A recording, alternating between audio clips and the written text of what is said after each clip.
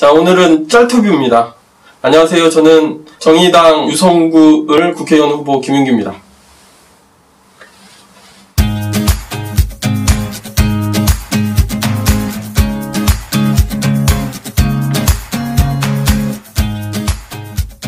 기생충, 세계가 열광하는 기생충의 영화 중에 한 장면씩을 뽑아서 제가 어떤 생각을 하고 있는지, 그리고 제가 갖고 있는 정책 중에 하고 싶은 이야기가 무엇인지를 골라서 이야기하는 시간입니다. 여기 이렇게 준비해 주셨는데요. 한번 시작해 보도록 하겠습니다.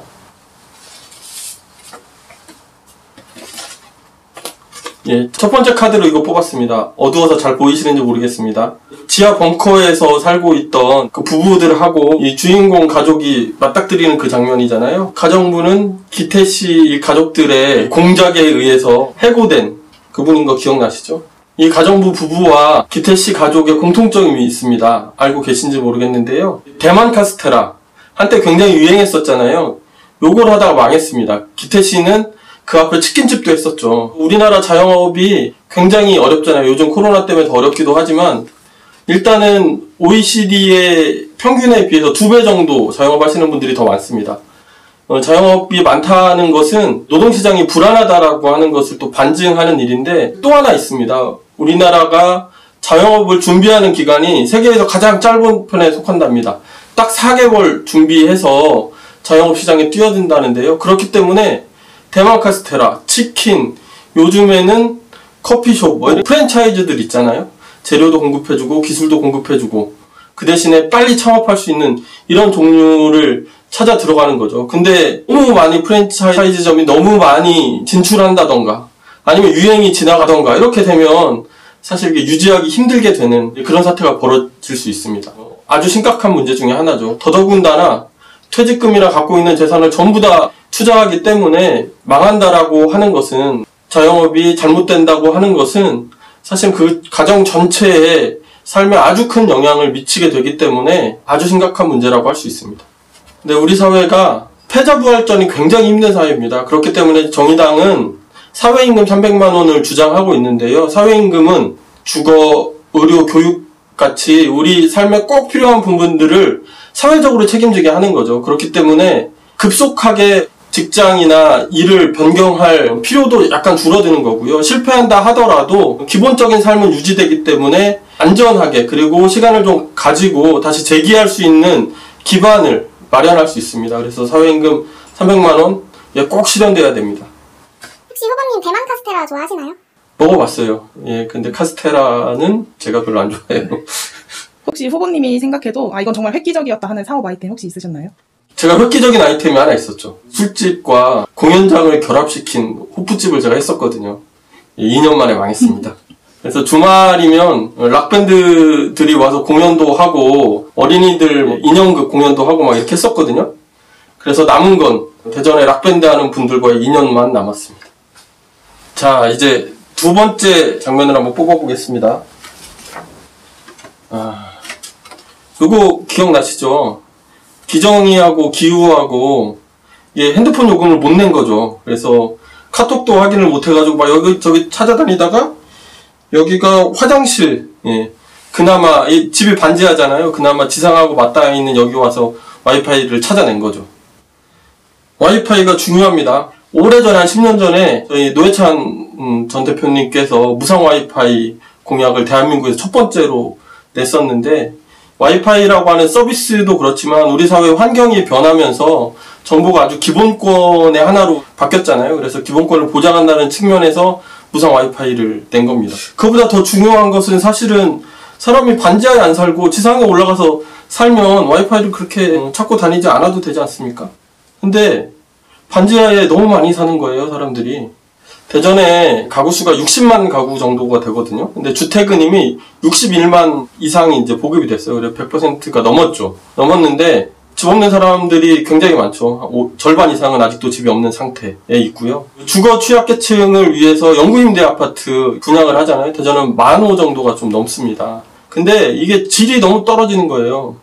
예를 들면 이 기정이 기훈의 가족이 4인 가족이잖아요. 부부까지 하면. 이게 이제 최저 주거 기준이라고 행정부 규칙으로 나와 있는데 4인 가족이 몇 평이나 될 것 같으세요? 13평입니다. 근데 더 재밌는 것은 13평에 주방과 식사실을 따로 두고 방을 3개나 갖고 있어야 됩니다. 13평에 그렇게 설계가 가능한가요, 이게? 그러니까 이렇게 질은 매우 낮고 그 기본적인 질조차 확보되지 못하는 이런 임대주택들을 지금 공급하고 있는 거죠. 그러면서 우리 시장님께서는 대전에 이 임대아파트에 수요가 없다 막 이렇게 말씀하고 계신 거죠. 그러니까 이런 분들은 좀 넓고 더 비싸고 이런 데로 갈 수밖에 없는, 그래서 이 생활의 조건이 더 나빠질 수밖에 없는 이제 이런 상태에 있는 거거든요. 정의당은 일단은 투기를 잡자입니다. 집값 더 오르지 못하게 투기를 잡자 이런 것도 있고요. 그리고 이제 무엇보다 사회주택, 임대주택을 늘려야 된다 이렇게 생각하고 있는데 장기적으로는 30%까지 그리고 단기적으로는 10%까지는 높이자 이렇게 갖고 있고, 주택값을 안정시키기 위해서 토지는 무상으로 빌려주고 그 위에 건물만 비용을 지불하게 하는 방식으로 해서 반의 반값 아파트를 공급하겠다 이런 말씀들을 드리고 있습니다. 그래서 취약계층들도 편안하고 안락하게 살 수 있는 그런 임대주택을 공급하고, 투기는 보유세 등을 OECD 평균 이상으로 올려서 바로바로 잡아내도록 하겠습니다. 후보님 선보는 와이파이가 무료인가요? 예, 우리 노회찬 대표님의 뜻을 계승해서 무료로 개방하고 있습니다. 이제 주변에 오시면, 열어보시면 김윤기, 정의당 이런 게 이렇게 보이실 텐데요. 마구마구 눌러서 써주십시오. 사무실 안으로 들어오셔도 더 좋습니다. 한번 찾아가겠습니다. 예, 꼭 오세요. 세 번째 장면을 뽑아보도록 하겠습니다. 맨 끝에 있었던 이 장면인데요. 이게 해고하는 장면인데요. 이제 영화 안을 보면 정황상 결핵에 걸린 것으로 의심돼서 해고하는 거잖아요. 근데 사실 이 대화 장면에서는 왜 해고하는지에 대해서 이야기하지 않고, 해고하는 분이 굉장히 곤란한 어떤 분위기를 만들어서 그냥 자발적으로 해고하게 만들죠. 그래서 정의당은 이번에 5인 미만 사업장에도 근로기준법을 다 적용해야 된다는 공약을 냈습니다. 5인 이상 사업장에서는 해고를 하려면 서면으로 해고를 해야 됩니다. 문자나 이메일, 카카오톡 이런 식으로 해고하는 거 다 불법입니다. 그리고 30일 전에 해고를 해야 되는데요. 30일 이후에 해고하게 되면 30일분의 해고 예고 수당을 받을 수 있습니다. 만약에 그러한 법이 제정되었었다면 이 가정부는 이렇게 잘리지 않았어도 되었겠네요. 해고는 할 수 있는데 당장 나가지 않아도 되는 거죠. 한 달에 여유가 있다든가 아니면 한 달분의 해고 예고 수당을 받을 수 있기 때문에 다음 직장을 준비할 여유를 가질 수 있는 거죠. 우리나라에 5인 미만 사업장 이외에도 이제 플랫폼 노동 하시는 분들, 그리고 특수고용 노동자들, 굉장히 많은 직종에 200만에서 600만까지 이렇게 추산하고 있는데, 그런 노동자들이 이런 상태에 처해 있고요. 5인 미만 사업장까지 포함하면 훨씬 더 많은 노동자들이 아무 때나 해고당할 수 있는 이런 처지에 처해 있습니다. 그래서 굉장히 중요한 문제죠. 이런 일이 남의 일이 아니라 나의 일이 될 수도 있는데 혹시 이런 경우에 후보님 한번 찾아가도 되나요? 예, 정의당에는 비상구가 있습니다. 비정규직 상담 창구인데요. 노무사님도 계시고 상담을 오랫동안 해왔기 때문에 웬만한 건 다 그 자리에서 해결해 드리겠습니다. 꼭 오세요. 예, 다 갖고 오세요. 그럼 조만간 또 한번 연락드리겠습니다. 이런 일을 안 당하시는 게 더 좋죠. 이런 일을 당하시면 언제든지 연락주세요. 자, 이제 5장 중에 4번째입니다. 4번째. 보겠습니다. 이 장면 기억나는데요. 기후가 먼저 가정교사로 취직해 있었잖아요. 그리고 이제 기정이를 미술교사로 데리고 들어가는 장면인데, 여기 입맞추기 있는 장면이 노래 제가 노래를 잘 못해서 노래는 생략하고. 제시카 외동딸 일리노이 시카고 과선배는 김치모 그는 이사촌. 요 준비하는 과정에 보면 여러 가지 기술들이 들어갑니다. 졸업증명서도 막 위조하고, 그런 거 박사학위 있으면 박사학위 따겠다 막 그런 얘기 했었잖아요. 여기서도 어디에서 유학했는지 막 그런 이야기들 하느라고 문에 들어가기 전에 마지막 확인하는 장면이잖아요. 이 청년들이 왜 이렇게 불법까지 저지르면서 문서 위조까지 하면서 학력까지 위조하면서 이렇게 취직을 하게 됐겠습니까? 좋은 일자리, 안정된 일자리가 너무 없기 때문입니다. 저희 정의당은 이 청년들의 출발선을 공평하게 맞추어야 된다. 이런 측면에서 청년 기초자산제도를 공약했습니다. 이거는 지난 대선 때 심상정 대표가 청년 사회상속제라고 하는 이름으로 만 19세가 되는 청년에게 1,000만 원씩 지급하겠다는 공약에서 한 발 더 나아가서 만 19세가 되는 청년에게 3,000만 원, 재원은 상속세, 그리고 종합부동산세 등등에서 조달하는 방식입니다.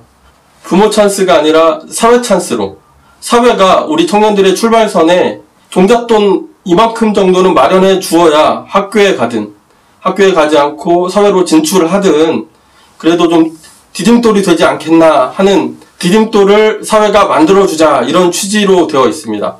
그리고 좋은 일자리도 많이 이제 공급되어야 하는데요. 우리가 이제 대전에서는 혁신도시로 지정되기 위해서 국가균형발전특별법을 개정하는 데까지는 왔잖아요. 그리고 이 청년 고용 할당을 공기업뿐만이 아니라 300인 이상 사기업에도 늘려서 좋은 일자리를 제공해 주는 것도 필요합니다. 그리고 일자리에서 고용하는 과정에서 부당한 차별을 겪지 않도록 공정하게 채용 절차를 규정하는 것도 필요합니다. 그래서 이런 것들을 정의당이 이번 총선의 공약으로 내놓고 있습니다. 그럼 후보님이 생각하시기에 후보님 청소년 시절의 최고의 일탈은 무엇인가요? 이거 대답 잘해야 되겠네. 중학교 때였던 것 같은데요. 보충 수업을 빼먹고 밖에 나가서 친구들하고 초코파이 사먹고 놀다가 들어왔어요. 근데 분명히 그 수업이 우리 담임선생님 수업이 아니었는데 와보니까 담임선생님이 수업을 하고 있는 거죠. 아찔했습니다. 그 뒤는 상상에 맡기겠습니다. 이제 마지막이네요. 마지막 장인데 보겠습니다. 요건 좀 밝다. 나머지는 다 어두웠었는데, 요 영화에서 가장 행복한 장면인데 요게 얼마 안 가요. 바로 비극으로 전환이 되잖아요. 많은 사람들이 죽고 이렇게 되는데 왜 이렇게 됐을까요? 앞서서 얘기했던 그 장면들 중에 한 장면만 바뀌었어도 좀 달라지지 않았을까 싶습니다. 이를테면 대만 카스테라다 망한 아빠가 재기할 수 있는 시간을 우리 사회가 좀 벌어줬더라면, 아니면 이미 장성한 이 청년들이 뭔가 우리 사회에서 제대로 된 일자리를 구해서 일할 수 있는 환경이 됐더라면, 또 여기 뭐 지금까지 나오진 않았지만 엄마가 여성 경력 단절 이제 이런 일을 겪지 않고 제대로 된 일자리를 얻을 수 있었다면, 그 중에 한 장면만 바뀌었다 하더라도 이런 비극이 일어나지 않을 가능성이 매우 높지 않았을까 싶습니다. 그래서 우리 사회가 우리 시민들에게 아주 기본적인 삶의 조건을 마련해주고, 그리고 실패했을 때 다시 일어설 수 있는 시간을 벌어주고, 그리고 재교육해주고 쉴 수 있게 해주고, 이렇게 하는 것이 비단 한 가정 한 사람의 문제뿐만이 아니라 우리 사회 전체의 행복을 지키는 전제 조건이 될 수 있을 것 같습니다. 영화에서 연교가 다송이의 생일 파티를 준비하면서 사람들을 초대할 때 선물은 절대 됐으니까 절대 사오지 말라고 합니다.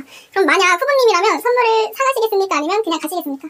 제가 그런 경험이 있어요. 누구 집들이 하는데 절대 선물 필요 없다고 했는데 저는 빈손으로 못 가겠더라고요. 그때 한 10명 정도 초대받았는데 저하고 다른 분 한 명하고 딱 둘이 선물 사갖고 가가지고 괜히 혼만 났습니다.